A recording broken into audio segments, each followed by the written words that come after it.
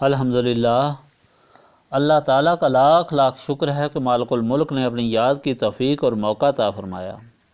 لاکھوں اور کروڑوں درود حضرت محمد مصطفیٰ صلی اللہ علیہ وآلہ وسلم پر، جن کے طفیل مالک الملک نے یہ مہربانی عطا فرمائی۔ سامعین کرام، اللہ تعالیٰ نے قرآن پاک میں ارشاد فرمایا، اعوذ باللہ من الشیطان الرجیم، بسم اللہ الرحمن الرحیم۔ کیا اللہ تعالیٰ نے پسند کر لی ہیں اپنی مخلوق سے اپنے لیے بیٹیاں، اور مخصوص کر دیا ہے تم کو بیٹوں کے ساتھ؟ اور جب اطلاع دی جاتی ہے ان میں سے کسی کو جس کی نسبت اس رحمان کی طرف ہے، تو اس کا چہرہ سیاہ ہو جاتا ہے اور اس کا دل غم سے بھر جاتا ہے۔ کیا وہ جو پروان چڑھتی ہے زیور میں، اور وہ مباحثہ کے وقت بات واضح نہیں کر سکتی، اور انہوں نے ٹھہرا لیا ہے فرشتوں کو جو رحمان کے بندے ہیں، عورتیں، کیا یہ موجود تھے ان کی پیدائش کے وقت؟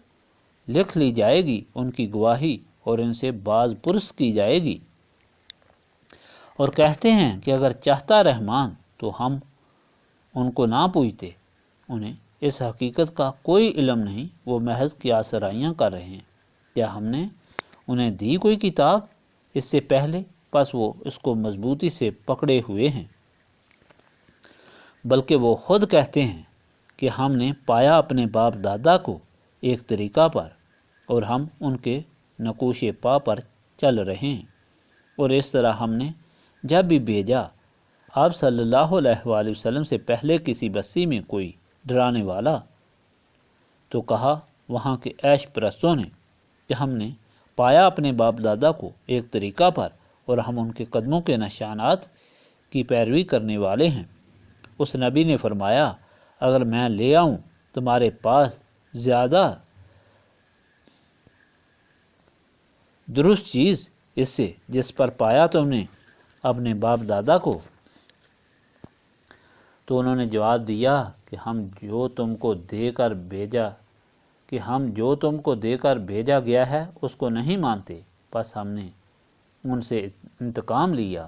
ذرا دیکھو کیسا انجام ہوا جھٹلانے والوں کا۔ پچھلے فرمان الہی میں اللہ تعالیٰ نے اپنے احسانات یاد دلائے اور انسان کی ناشکری کا ذکر فرمایا۔ اللہ تعالیٰ کا سب سے بڑا احسان یہ ہے کہ اس نے انسان کو پیدا فرمایا اور اس کی ضرورت کے لیے زمین و آسمان، سورج، چاند، ستارے، سمندر، پہاڑ، جہاز اور مویشی پیدا فرمائے۔ آسمان سے بارش برسا کر ہواؤں کے ذریعے مردہ زمین پر پانی برسا کر اسے زندہ کیا، اور اس سے ہر قسم کے پھل پھول اور سبزیاں پیدا کی، اور انسان کی غذا کا سامان پیدا کیا۔ لیکن سب سے بڑی ضرورت ہدایت ہے، جس کے بغیر انسان نہیں، حیوان سے بھی بدتر ہو جاتا ہے۔ اس کا خاص طور سے انتظام اپنے رسولوں کے ذریعے فرمایا۔ ہر قوم میں ہر وقت رسول بھیجے، ان کو کتب سماوی عطا فرمائیں، اور ان کے ذریعے زندگی گزارنے کا طریقہ عطا فرمایا، اور اللہ تعالیٰ کی نعمتوں سے مالا مال فرمایا۔ جنہوں نے اللہ تعالیٰ کے رسولوں کی اطاعت اختیار کی، ان کے دل نور معرفت سے منور ہو گئے، اور وہ اللہ تعالیٰ کی نعمتوں سے مالا مال ہو کر دونوں جہانوں میں سرفرو اور سرفراز ہو گئے۔ اور جنہوں نے سرتابی کی، وہ نیست و نابود کر دیے گئے۔ اور فرمایا وہ لوگ ان مکہ والوں سے کہیں زیادہ طاقتور تھے جو اللہ تعالیٰ کے آخری رسول صلی اللہ علیہ وآلہ وسلم سے مقابلہ کرتے ہیں۔ ان کا انجام بھی بدترین ہوگا۔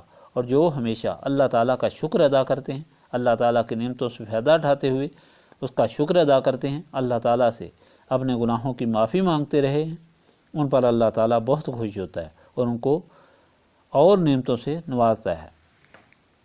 آج کا فرمان الہی ناشکرے، باغیوں، احمقوں کے حالات کے بارے میں ہے کہ یہ لوگ اس قدر عقل اور سمجھ سے محروم ہو گئے ہیں کہ اللہ تعالیٰ کی مخلوق کو اللہ تعالیٰ کی اولاد بناتے ہیں اور ان کی پوجا کرتے ہیں۔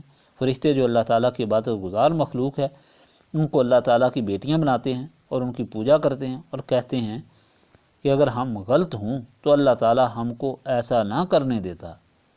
اب ان کے پاس اس بہودہ عقیدے کا کوئی ثبوت نہیں، نہ انہوں نے ان کی تخلیق دیکھی، نہ ان کے پاس کوئی کتابی ثبوت ہے۔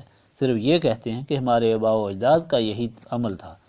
تو اگر اللہ تعالیٰ کے رسول صلی اللہ علیہ وآلہ وسلم نے فرمایا میں تم کو صحیح طریقہ بتلاتا ہوں، تمہارے باپ دادا جو اس طرح شرک کرتے تھے وہ حماقت کا مظاہرہ کر رہے تھے تو اس پر اللہ تعالیٰ کے رسول کو ماننے سے انکار کر دیا۔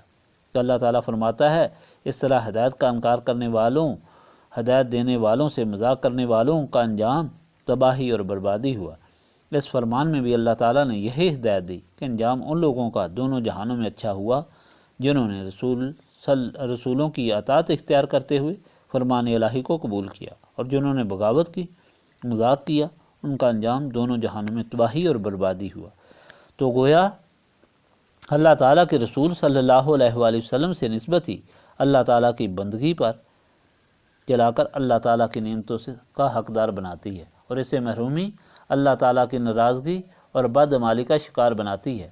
یہی نسبت رسولی صلی اللہ علیہ وآلہ وسلم ہے جس کو حاصل کرنے کے لیے ہم یہاں بیٹھ کر سینوں کو صاف کرنے کی کوشش کرتے ہیں اور یاد الہی کو وسیلہ بنا کر اللہ تعالیٰ کی بارگاہ میں معافی کی درخواست کرتے ہیں۔ اللہم صلی علی سیدنا محمد وعلی آلہ وصحابہ صلاۃ تکون لنا امانا من کل خوف لا الہ الا انت سبحانک انی کنت من الظالمین استغفر اللہ العظیم الذی لا الہ الا هو الحی القیوم واتوب الیہ استغفر اللہ العظیم الذی لا الہ الا هو الحی القیوم واتوب الیہ استغفر اللہ العظیم الذی لا الہ الا هو الحی القیوم واتوب الیہ ربنا تقبل منا انک انت السمیع العلیم وتب علینا انک انت التواب الرحیم۔